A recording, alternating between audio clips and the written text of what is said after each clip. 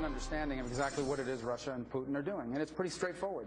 He wants to reposition Russia once again as a geopolitical force. Here's what you're going to see in the next few weeks. The Russians will begin to fly combat missions in that region, not just targeting ISIS, but in order to prop up Assad.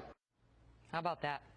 It was just 2 weeks ago that Senator Marco Rubio said that exact thing at the last GOP debate, predicting that Russia would launch airstrikes in Syria, sparing ISIS terrorists potentially, but targeting those who are the Assad regime.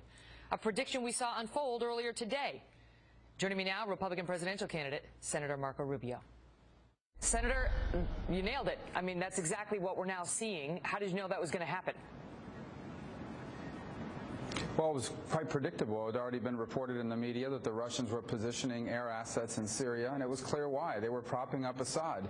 And they may conduct some operations against ISIS, but this is not about ISIS. This is about propping up Assad, who is a client state of both Iran and Vladimir Putin.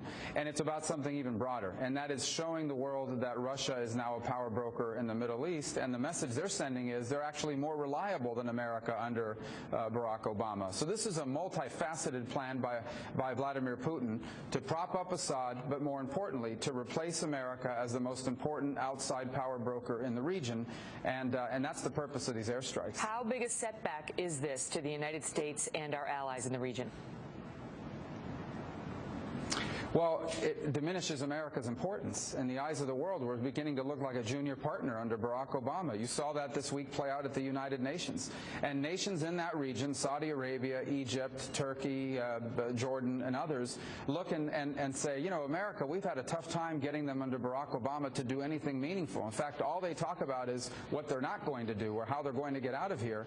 Maybe Russia would be a good partner to work with. Just last night, here on the Fox News Channel, one of your competitors for the 2016 nomination, Donald Trump, had a different idea for how to deal with Syria, with ISIS in Syria, that looked a lot like what we saw today from Putin. Here's what he said.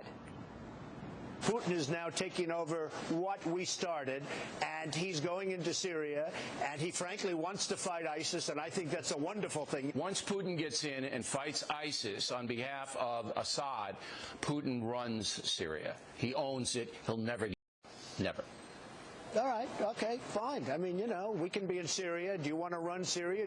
Your thoughts on that, Senator, in the wake of what we saw today? He's wrong about that, and it's just a misunderstanding about the reality of this. The purpose of what the Russians are doing is not to defeat ISIS. I mean, they ultimately may need to defeat ISIS in Syria in order to protect Assad, but the purpose of this is to prop up Assad. But what Trump's answer to that is, so what? Assad, you know, if I have to choose between Assad and ISIS, I guess I'll side with Assad.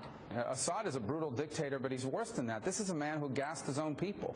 But going further than that, Assad has given refuge, he's given assistance to every major terrorist organization in the Middle East. He's an anti-American thug in the Middle East that's always acted against our national interests, that continues to do so even to this day. And I don't think the choice should be Assad or ISIS. I think they both need to go. I think it's important that they both be replaced. What should we do? ISIS with obviously well, the first thing we need to do is put together a coalition with our Sunni allies in the region. ISIS is a Sunni force, and they can only be permanently defeated by Sunnis themselves. The United States will have to help put that coalition together, but it would be Sunni ground forces from Egypt and Saudi Arabia and Jordan, and even Sunnis from inside of Iraq and Syria. Before I let you go, the news just hitting a short time ago that apparently Hillary Clinton's emails, her private email was attempted to be hacked, or at least 5 attempts were made to hack it by the Russians, and this is just now breaking. So your thoughts on that, on the insecurity of that email she was using for official business? Yeah. When this whole thing about the email broke, one of the first things I said is she made susceptible to foreign intelligence agencies sensitive information about U.S. strategy and U.S. policies. And I bet you it's not just the Russians. I don't know this for sure, but I bet you you're going to find the Chinese as well, and maybe some other intelligence sources tried to access that as well. Again, I thought of all the things that have happened here, the lying is a big deal, of course, but the exposure of sensitive information to foreign intelligence agencies by communicating in an insecure manner is incompetence, it is malpractice, it's inexcusable. They're looking into it, and they haven't confirmed whether the hacking was successful in these particular instances, but at least 5 times it was attempted by the Russians, according to the latest news. Senator Marco Rubio, thank you so much for being here. Thank you.